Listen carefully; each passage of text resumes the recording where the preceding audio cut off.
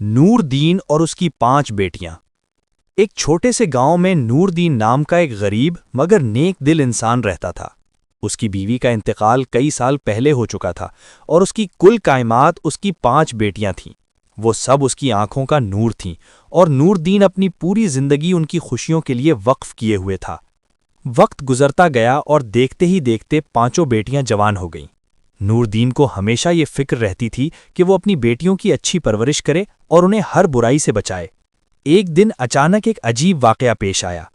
گاؤں میں خبر پھیل گئی کہ نور دین کی 5 بیٹیاں ایک ہی وقت میں حاملہ ہو گئی ہیں۔ یہ سن کر پورا گاؤں ہل کر رہ گیا۔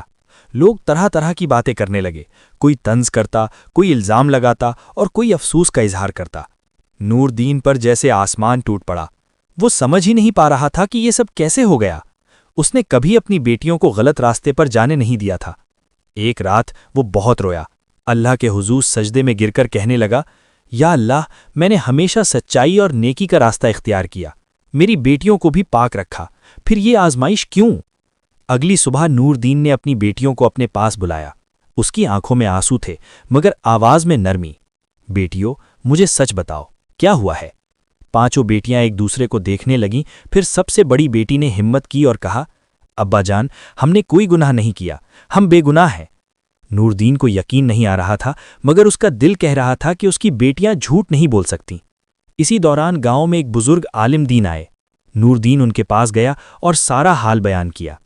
بزرگ نے کچھ دیر خاموشی اختیار کی، پھر کہا، یہ اللہ کی طرف سے ایک آزمائش بھی ہو سکتی ہے اور ایک راز بھی، صبر کرو، سچ جلد سامنے آ جائے گا۔ چند دن بعد حقیقت سامنے آئی۔ پتہ چلا کہ گاؤں کے کچھ بدنیت لوگوں نے نور دین سے دشمنی نکالنے کے لیے جھوٹی افواہ پھیلائی تھی۔ اصل میں اس کی بیٹیاں بیمار تھیں اور کسی نے اس بیماری کو غلط رنگ دے دیا تھا۔ جب سچ سامنے آیا تو پورا گاؤں شرمندہ ہو گیا۔ لوگ نور دین کے پاس معافی مانگنے آئے مگر جو زخم لگ چکا تھا وہ آسانی سے بھرنے والا نہیں تھا۔ نور دین نے سب کو معاف کر دیا اور کہا، انسان غلطی کا پتلا ہے مگر کسی کی عزت پر الزام لگانے سے پہلے سوچ لینا چاہیے۔ اس دن کے بعد گاؤں والوں نے سیکھ لیا کہ سنی سنائی باتوں پر یقین کرنا کتنا خطرناک ہو سکتا ہے۔